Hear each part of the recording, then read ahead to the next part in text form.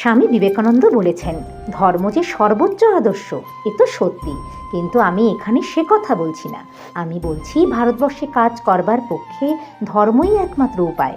ভারতীয় বিভিন্ন ধর্মের সমন্বয় সাধনই ভবিষ্যৎ ভারত গঠনের প্রথম কর্মসূচি।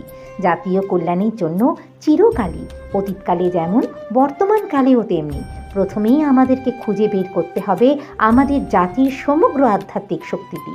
ভারতের বিক্ষিপ্ত আধ্যাত্মিক শক্তিগুলিকে একত্র করাই ভারতের জাতীয় একাত্ম সাধনের একমাত্র উপায়। ভারতবর্ষে একটি অখণ্ড জাতি গড়ে উঠবে তাদেরই সমবায়ে, যাদের হৃদয়তন্ত্রী একই আধ্যাত্মিক সুরে বাঁধা।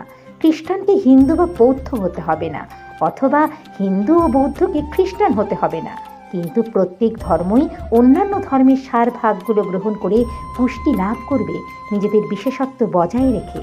সম্প্রদায় থাকুক, কিন্তু সাম্প্রদায়িকতা দূর হোক।